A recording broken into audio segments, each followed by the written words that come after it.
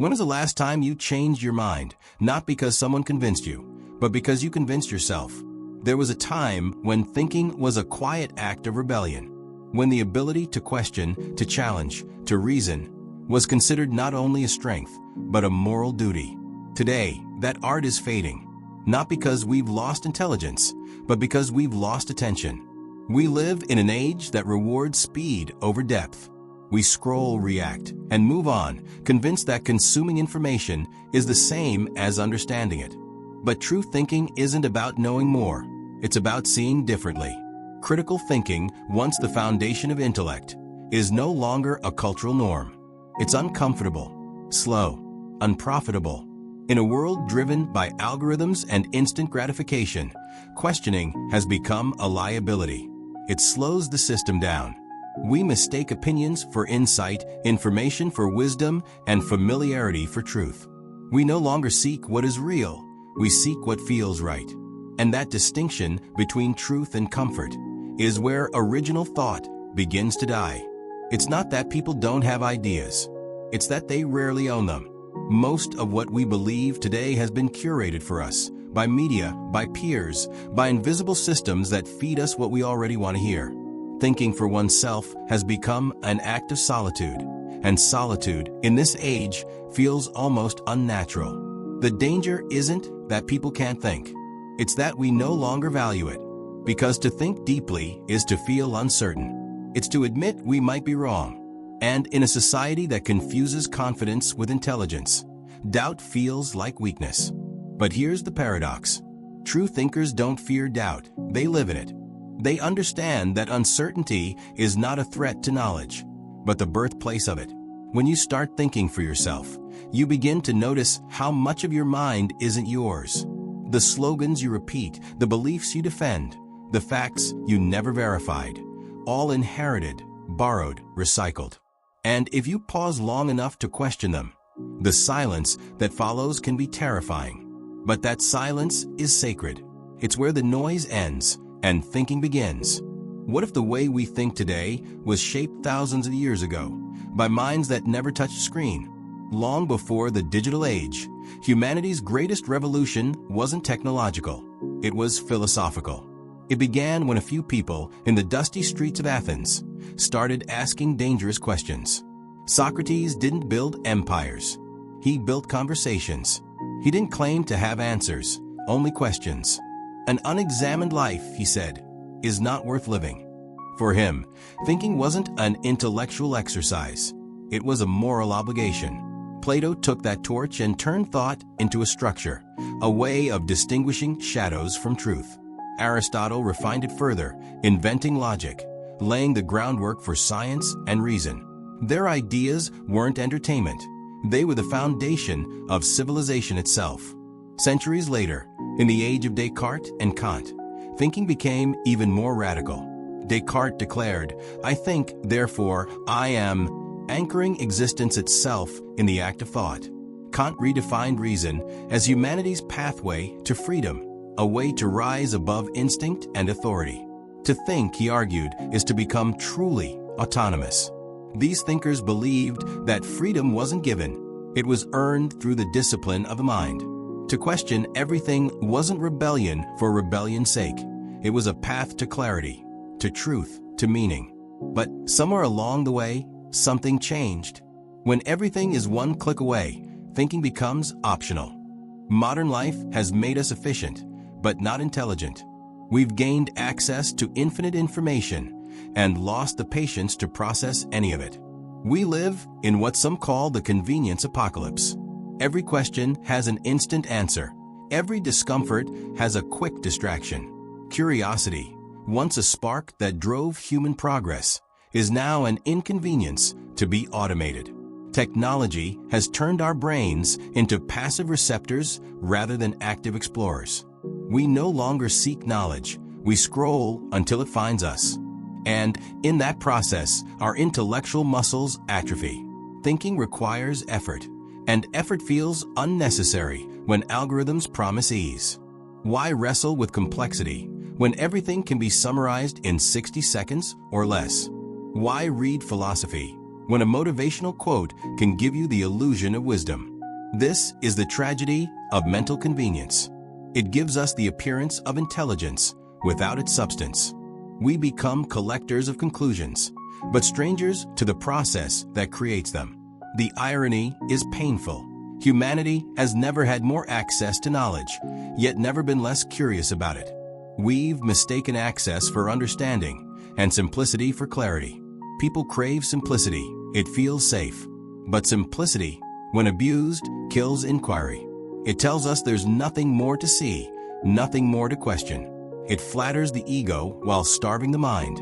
And so, the rise of convenience has created a generation of minds that can't sit with boredom, can't tolerate ambiguity, and can't tell the difference between thinking and reacting. We have outsourced not just our labor, but our thought. And the cost is invisible, a slow erosion of our ability to think freely. Because once you stop thinking deeply, someone else will gladly do it for you. Are you choosing your beliefs or inheriting them? If the first enemy of thought is convenience, the second is conformity. The need to belong is ancient, woven into our biology. For most of human history, survival depended on the tribe. To be cast out was death. And so, evolution rewarded those who fit in and punished those who questioned too much. That instinct still lives within us. We may not fear exile anymore, but we still fear disapproval. We fear being the only one who disagrees, the lone voice in a room full of nodding heads. This is the silent psychology of conformity. It whispers, don't stand out, don't question, don't disrupt. It replaces authenticity with approval and convinces us that agreement equals truth. Groupthink is comfortable. It makes us feel safe, validated, part of something larger. But it also makes us predictable. And predictability is the death of originality. The problem isn't just social, it's neurological. Studies show that when we're surrounded by people who agree with us, our brains release dopamine, the same chemical tied to pleasure and reward. Our minds literally enjoy being validated more than being correct. In that sense, conformity isn't just cultural, it's addictive. Every time you agree with the crowd, you feel safe. Every time you question it, you feel alone. And in a hyper-connected world where isolation feels unbearable, most people choose safety. We have become terrified of intellectual solitude. We would rather be wrong together than right alone. And so we inherit beliefs like family heirlooms, unexamined, outdated, but deeply sentimental. We wear them not because they fit, but because everyone else does. But conformity has a hidden cost. It sterilizes the mind. It prevents evolution, not biological, but intellectual. Because progress has never come from consensus. It comes from discomfort, from disagreement, from the courage to be different. And yet, in today's digital age, conformity doesn't just happen by social pressure. It's engineered. Transition. And no one amplifies this better than the digital world we built. What if your thoughts aren't really yours? Every day, you wake up and step into a mirror, but it's not made of glass. It's made of data. Reflections of your habits, your likes, your fears, all fed back to you in the form of content. Every scroll, every click, every hesitation builds a profile, a digital silhouette of your mind. This is the age of infinite echoes. You no longer explore the world through ideas. The world is curated for you. What you see isn't reality. It's a version of it that agrees with you. Algorithms don't care about truth. They care about engagement, and engagement thrives on agreement. The more you interact with what confirms your worldview, the more the system rewards you. And so, the walls close in quietly, invisibly. What begins as personalization ends as isolation. Your news feed becomes a hall of mirrors, where every reflection nods back in approval. You stop encountering difference. You stop being challenged. And without realizing it, your beliefs harden, not because they're true, but because they're repeated. The digital echo chamber is a masterpiece of comfort. It gives you the illusion of clarity while narrowing your perspective. You think you're exploring, but really, you're orbiting your own biases. This is how original thought suffocates in the algorithmic age. not through censorship, but through seduction. The system doesn't silence you, it flatters you. It tells you you're right. It tells you you're informed. It tells you you're free. And in that illusion of freedom, conformity takes root. Because when everyone lives in their own echo, no one can hear anyone else. And when we stop listening, thinking dies. You're not the customer, you're the product. We've been told the internet is free. But in truth, it's the most expensive bargain ever made. One where the currency isn't money, but attention. In the early days of the web, connection was the dream. Today, control is the business model. Platforms compete not for your satisfaction, but for your seconds. Every scroll, every notification, every dopamine spike. Attention has become the oil of the 21st century, mined, refined, and sold to the highest bidder. But unlike oil, attention is renewable, as long as you never stop scrolling. The goal of social media isn't to inform you, it's to hold you. The longer you stay, the more data you produce, and the more predictable you become. Predictability is profit. Because if a company can predict what you'll watch, buy, or believe next, they don't need to manipulate you. They can simply guide you. The algorithm studies your emotions with scientific precision. It learns what makes you angry, what makes you laugh, what keeps you awake at 2 a.m. It knows your insecurities better than your friends do. It knows your habits better than you do. And so, without realizing it, you become a pattern, not a person. Your curiosity is monetized. Your impulses are engineered. Every suggested video, every recommended post isn't a coincidence. It's a psychological trigger designed to keep you inside the loop.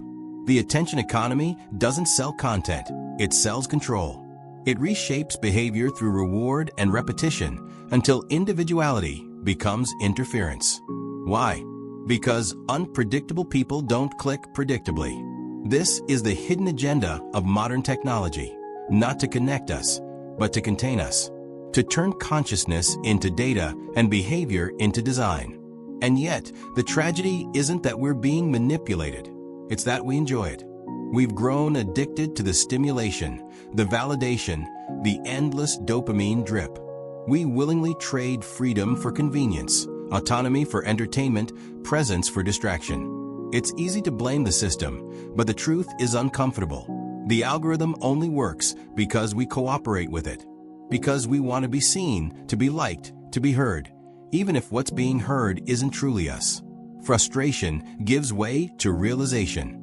We built machines to understand us, and now they understand us better than we understand ourselves. We've replaced philosophy with memes and debate with outrage. The digital world has no patience for complexity. Subtlety doesn't trend. Depth doesn't go viral. In the marketplace of attention, outrage is currency, and simplicity is king. Once we debated ideas. Now we debate identities. Once disagreement led to discovery. Now it leads to division. We no longer converse to understand, we perform to belong. Every issue is reduced to a binary, good or evil, right or wrong, my side or yours. And when the world is painted in black and white, no one bothers to look for the truth in the gray. Nuance is the oxygen of critical thought, and we're running out of air. Digital platforms, by design, amplify emotion over reason. Anger drives clicks. Fear drives engagement. Calm reflection? It doesn't perform. So we scroll through endless debates that aren't debates at all, just synchronized monologues shouting into the void. We share content not because it's true, but because it signals who we are. We curate identities through opinions we barely hold, defending positions we barely understand. We've become performers in a theater of certainty.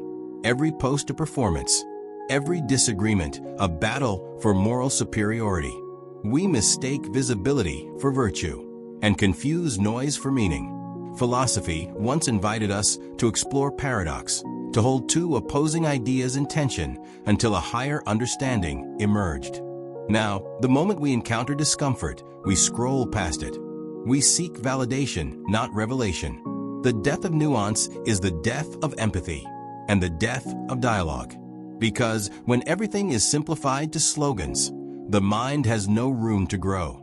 And in that vacuum, conformity thrives. The internet was supposed to democratize knowledge.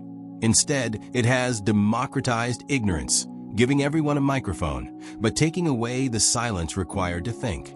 What if your thoughts aren't really yours? Every day, you wake up and step into a mirror, but it's not made of glass. It's made of data. Reflections of your habits, your likes, your fears, all fed back to you in the form of content.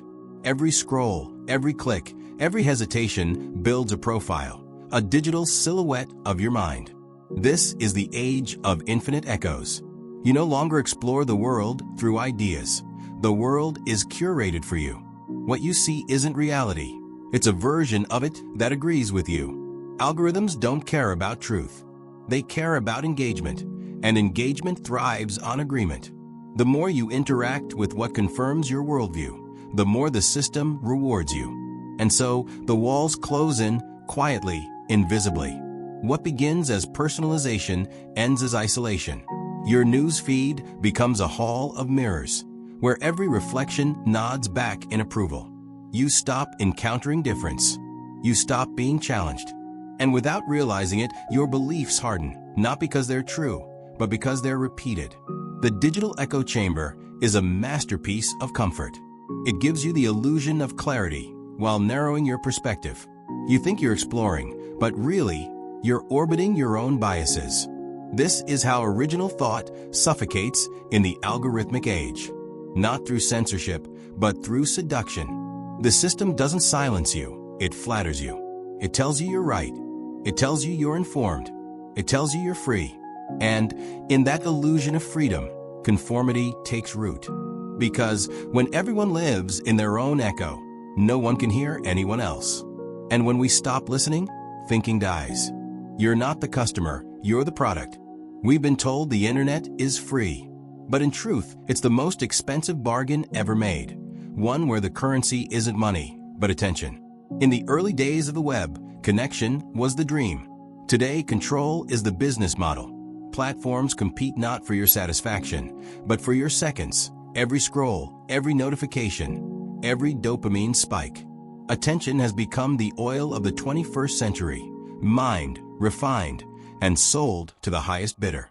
But unlike oil, attention is renewable, as long as you never stop scrolling. The goal of social media isn't to inform you, it's to hold you. The longer you stay, the more data you produce, and the more predictable you become. Predictability is profit. Because if a company can predict what you'll watch, buy, or believe next, they don't need to manipulate you. They can simply guide you. The algorithm studies your emotions with scientific precision. It learns what makes you angry, what makes you laugh, what keeps you awake at 2 a.m. It knows your insecurities better than your friends do. It knows your habits better than you do. And so, without realizing it, you become a pattern, not a person. Your curiosity is monetized. Your impulses are engineered. Every suggested video, every recommended post isn't a coincidence. It's a psychological trigger designed to keep you inside the loop. The attention economy doesn't sell content, it sells control. It reshapes behavior through reward and repetition until individuality becomes interference. Why? Because unpredictable people don't click predictably. This is the hidden agenda of modern technology, not to connect us, but to contain us, to turn consciousness into data and behavior into design. And yet, the tragedy isn't that we're being manipulated, it's that we enjoy it. We've grown addicted to the stimulation, the validation, the endless dopamine drip. We willingly trade freedom for convenience, autonomy for entertainment, presence for distraction. It's easy to blame the system, but the truth is uncomfortable. The algorithm only works because we cooperate with it, because we want to be seen, to be liked, to be heard, even if what's being heard isn't truly us. Frustration gives way to realization. We built machines to understand us, and now they understand us better than we understand ourselves. We've replaced philosophy with memes and debate with outrage. The digital world has no patience for complexity. Subtlety doesn't trend. Depth doesn't go viral. In the marketplace of attention, outrage is currency. and simplicity is king. Once we debated ideas. Now we debate identities. Once disagreement led to discovery. Now it leads to division. We no longer converse to understand, we perform to belong. Every issue is reduced to a binary, good or evil, right or wrong, my side or yours. And when the world is painted in black and white, no one bothers to look for the truth in the gray. Nuance is the oxygen of critical thought, and we're running out of air. Digital platforms, by design, amplify emotion over reason. Anger drives clicks. Fear drives engagement. Calm reflection? It doesn't perform. So we scroll through endless debates that aren't debates at all, just synchronized monologues shouting into the void. We share content not because it's true, but because it signals who we are. We curate identities through opinions we barely hold, defending positions we barely understand. We've become performers in a theater of certainty. Every post a performance, every disagreement a battle for moral superiority. We mistake visibility for virtue and confuse noise for meaning. Philosophy once invited us to explore paradox, to hold two opposing ideas in tension until a higher understanding emerged. Now, the moment we encounter discomfort, we scroll past it. We seek validation, not revelation. The death of nuance is the death of empathy and the death of dialogue. Because when everything is simplified to slogans, the mind has no room to grow. And in that vacuum, conformity thrives. The internet was supposed to democratize knowledge. Instead, it has democratized ignorance, giving everyone a microphone, but taking away the silence required to think. It's easier to fit in than to stand alone, but at what cost? Human beings are social creatures. We need connection, validation, and belonging. But what begins as a need for acceptance can become a fear of authenticity. From an early age, we learned the unspoken rule: difference is dangerous. So we sand down our edges. We adjust our opinions. We mimic the voices around us until our own becomes unrecognizable. This is the comfort of the crowd, the illusion of safety through sameness. It feels warm, familiar, and reassuring, but it's also suffocating. Because the moment you trade authenticity for approval, you begin to vanish. Piece by piece, you become a reflection of the people around you, rather than a revelation of who you truly are. In social psychology, this is called normative influence, the pressure to align with group expectations, even when you know they're wrong. It's the reason people laugh at jokes they don't find funny, agree with opinions they don't believe, or stay silent when they should speak. The fear of rejection is powerful. It can make intelligent people defend irrational beliefs. It can make kind people stand by cruelty. And it can make original thinkers abandon their own minds for the comfort of the collective. The irony is that the crowd offers belonging, but only to those who conform. The moment you diverge, that belonging evaporates. So we stay quiet. We nod along. We trade truth for peace, not realizing that peace without truth is just submission in disguise. And yet, every leap forward in human history came from someone who refused to fit in, someone who risked exile to reveal a deeper truth. But we rarely see them that way at first. We call them rebels, radicals, troublemakers, until time proves them right. The comfort of the crowd feels safe, but safety has never changed the world. We're told we're free, but our choices are pre-approved. We live in societies that worship freedom, political freedom, economic freedom, creative freedom. But what if much of it is an illusion, a carefully crafted story designed to make obedience feel like choice? Capitalism sells individuality through consumption. You can buy any lifestyle you want, as long as it's for sale. You can express yourself endlessly, as long as it fits within the marketplace of trends. Freedom, in the modern world, often means the freedom to choose between options designed by someone else. We mistake variety for liberty and marketing for meaning. Our opinions, our desires, even our identities are increasingly shaped by invisible systems, media, corporations, institutions, all telling us who we are and what we should want. The illusion works because it feels empowering. You get to choose your job, your phone, your politics. But try stepping outside the script, and you'll feel the weight of the system push back. The news you see, the narratives you hear, the values you're told to uphold, all filtered through structures that reward compliance. And those who challenge them are labeled difficult, naive, or dangerous. The machinery of modern life doesn't need chains to control us. It uses comfort. We're pacified by entertainment, distracted by convenience, and sedated by consumerism. We feel free because we can choose, but the choices all lead to the same destination: obedience dressed as autonomy.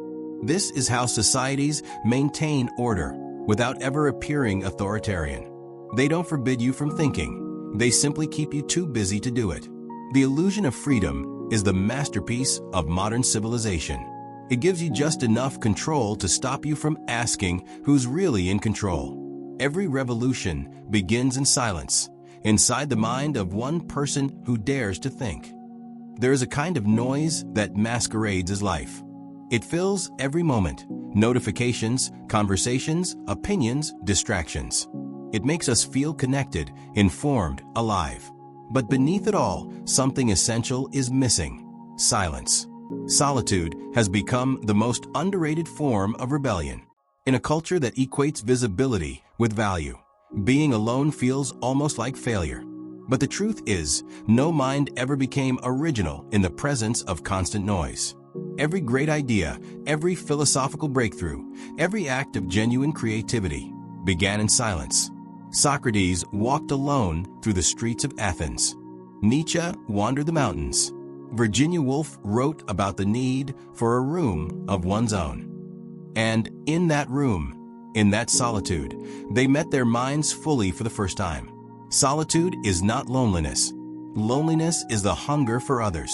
Solitude is the presence of yourself.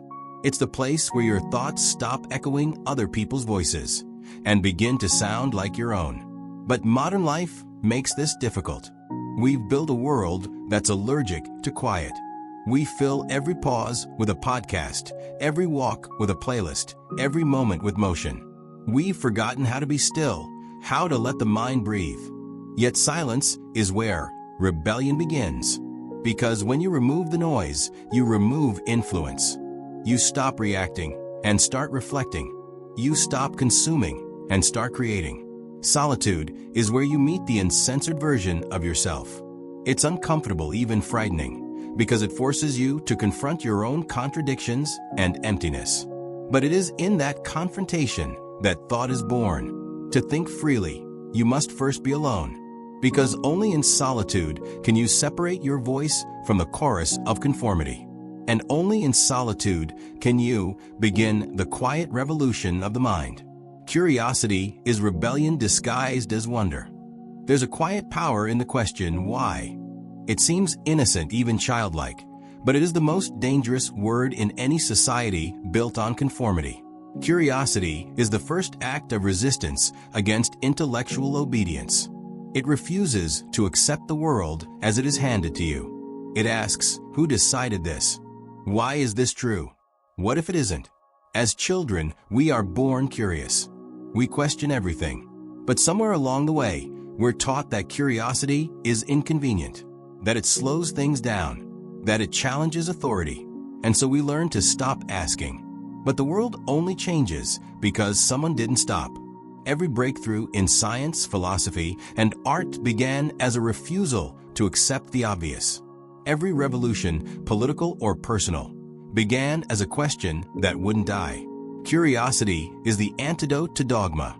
It dismantles the narratives we inherit, the habits we normalize, the systems we never noticed controlling us. It pulls at the threads until the illusion begins to unravel. But curiosity is also an act of humility. It acknowledges that we don't know everything, that there is always more to learn, more to unlearn. And in that humility, we rediscover wonder. Wonder is the mind's rebellion against apathy. It reignites a sense of awe toward the world, reminding us that understanding is not a finish line, but a journey. To be curious in a world that rewards certainty is a radical act. It is to stand before the unknown and say, I don't know, but I want to find out. That desire, that spark, is the soul's way of saying, I refuse to be programmed. Because curiosity doesn't just expand knowledge, it expands consciousness. And in that expansion, the mind begins to remember what it was always meant to do: think for itself. Doubt isn't weakness, it's the beginning of wisdom. We've been taught to fear doubt, to see it as indecision, fragility, or failure. But doubt is not the enemy of belief. It is the guardian of truth. Every philosopher, every scientist, every great thinker began not with certainty, but with suspicion. They doubted what they were told. They doubted what they saw. They doubted even themselves. Socrates said that true wisdom comes from knowing that you know nothing. Descartes began his philosophy by doubting the entire world, until he found the one thing he could not doubt: his own ability to think. To doubt is to clean the lens of the mind. It strips away inherited assumptions and forces us to rebuild our understanding from the ground up. It's uncomfortable, yes, because it dismantles the false security of knowing. But that discomfort is what keeps thought alive. In a culture obsessed with being right, doubt feels like weakness. But certainty without examination is far more dangerous. It hardens into ideology, into tribalism, into blindness. The mark of an intelligent mind is not how many answers it holds, but how many questions it can tolerate. Doubt keeps us honest. It keeps us human. When we learn to doubt again, we rediscover freedom, because freedom is not the absence of limits, but the presence of choice. And you cannot choose freely until you have questioned everything that binds you. Doubt is not a void, it's a doorway. Through it, we enter the unknown, and on the other side, we find not chaos, but clarity. So the next time you feel uncertain, don't silence it. Sit with it, because in that uncertainty, your mind is trying to wake up. Critical thinking is a skill, but also a choice. Thinking deeply is not a talent reserved for the gifted. It's a discipline available to anyone willing to practice it. And like any skill, it begins with tools. The first is awareness. You cannot think freely if you don't notice when you're being influenced. Start by observing what shapes your thoughts, the media you consume, the people you follow, the environments you inhabit. Awareness doesn't judge, it simply sees. And in seeing, you regain control. The second tool is reflection. Write. Journal.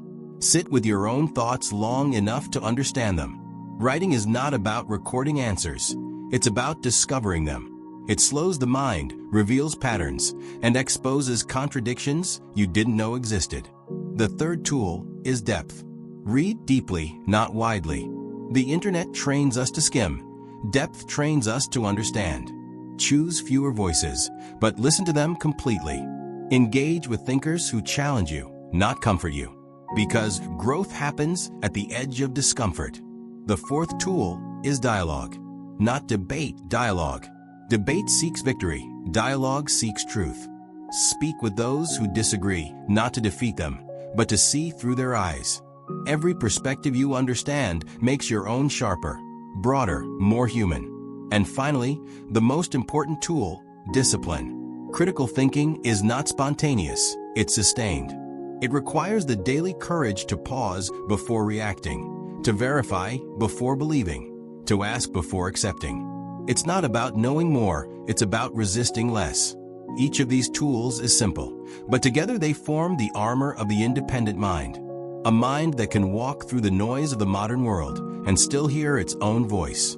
Because rebellion today doesn't always look like protest or revolution. Sometimes it looks like sitting quietly in a world that cannot stop talking. Sometimes it looks like thinking when everyone else is reacting. Sometimes it looks like saying, "I don't know, but I'm willing to find out." The next Renaissance won't be led by institutions, but by individuals who dare to think differently. Every great awakening begins not with a crowd, but with a single mind. When societies grow numb, it is always the individual, not the system, that reignites the flame of progress.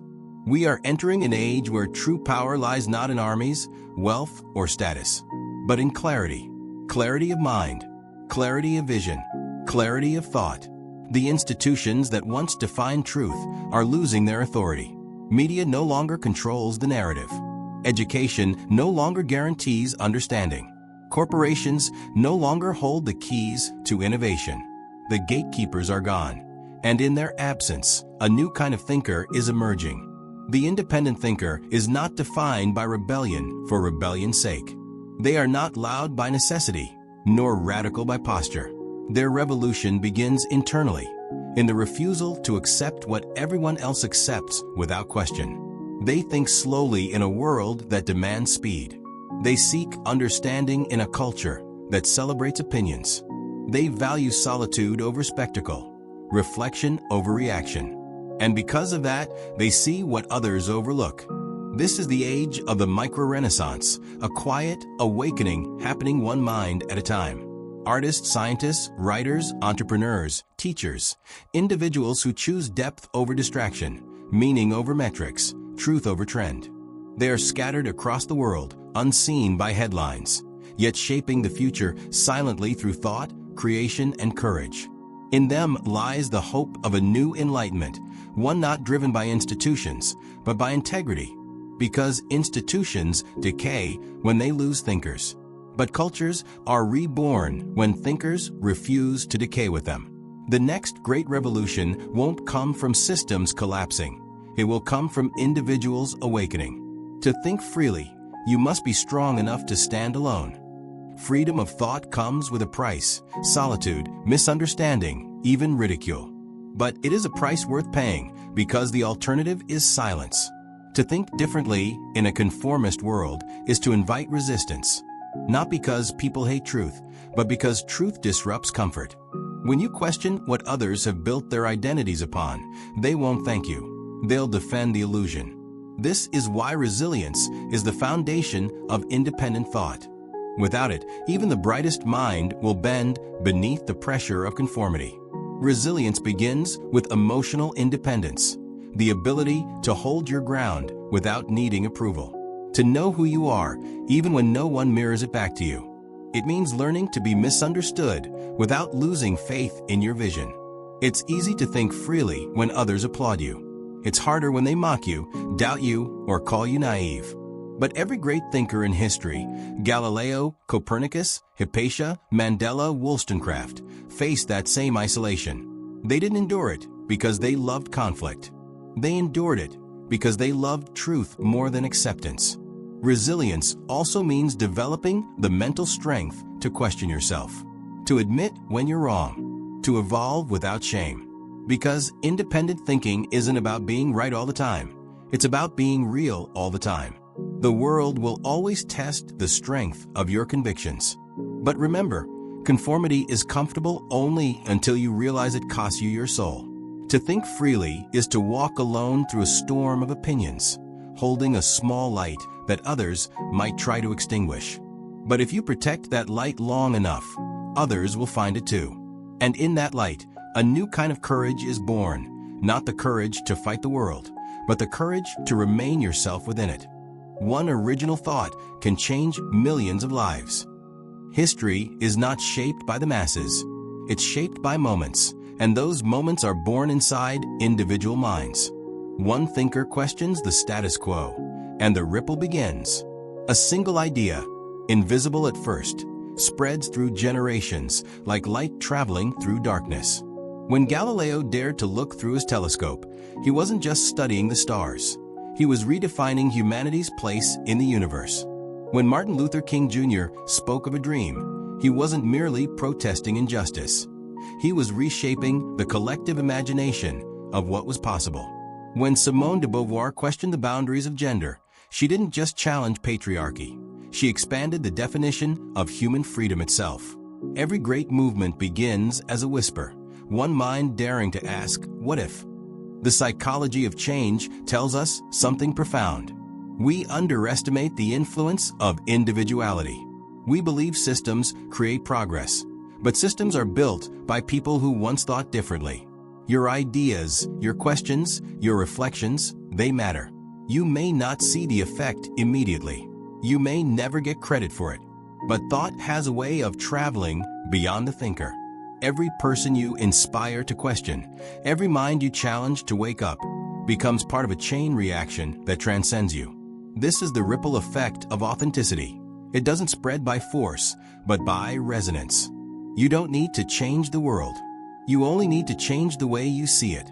Because the moment you see differently, you invite others to do the same. And that's how revolutions begin, not in streets, but in minds. What happens when we stop outsourcing our thinking and start reclaiming it? We stand at the edge of two futures. In one, humanity becomes an echo, intelligent, efficient, but soulless. In the other, we rediscover what it means to be conscious, thoughtful, creative, and alive. The difference between those two futures will not be decided by governments or corporations. It will be decided by thinkers, by individuals who choose awareness over automation. The future of thought will not depend on technology, but on philosophy. Machines will think faster, but only humans can think deeper. Artificial intelligence can replicate logic, but not meaning. It can mimic creativity, but not wonder. It can simulate empathy, but not feel it. If we are to remain human in the age of the machine, we must reclaim what no algorithm can reproduce, the capacity to reflect, to feel, to imagine. That begins with intentional thought, choosing silence over noise, understanding before reacting, and wisdom over information. Imagine a world where education nurtures questions instead of answers, where technology amplifies awareness instead of addiction, where success is measured not by wealth or followers, but by clarity, compassion, and contribution. That is the world we can build, not through revolution, but through reflection, not through systems, but through souls. Because every era of enlightenment begins the same way, with people who choose to think when everyone else chooses to follow. And maybe that's how it begins again, here, now with us. The death of original thought was never the end. It was a warning, a reminder that thinking is not a gift we inherit, but a discipline we must protect. When we stop outsourcing our minds and start reclaiming them, something extraordinary happens. We rediscover not just how to think, but how to be. And in that rediscovery lies the rebirth of humanity's oldest and most powerful force, the independent mind. Maybe original thought never truly died. Maybe it just went quiet, waiting for us to listen again. Beneath the noise of the world, beneath the headlines and hashtags, there's still that small voice that wonders, that questions, that dreams. It's the voice that asks, what if? Even when everyone else says, don't. We spend so much time looking for change out there, forgetting that every movement in history began in here, in the space between silence and courage. The space where the mind decides to wake up. We don't need permission to think. We don't need validation to be curious. We don't need the world's approval to be free. What we need is attention, not the kind the internet craves, but the kind that the soul gives. The kind that listens deeply, questions sincerely, and refuses to let truth be reduced to a trend. The world doesn't need more opinions. It needs more understanding. It doesn't need more noise. It needs more thinkers. People willing to sit in the quiet long enough to hear what's real. So maybe the next renaissance won't come with trumpets or revolutions. Maybe it will come in moments like this, when one person somewhere pauses and chooses to think for themselves. Because thought is contagious. And once one mind wakes up, others begin to follow. That's how it's always been. And that's how it will be again. So take this silence, take this thought, and let it grow. Because the world doesn't change when everyone agrees. It changes when someone finally dares to think.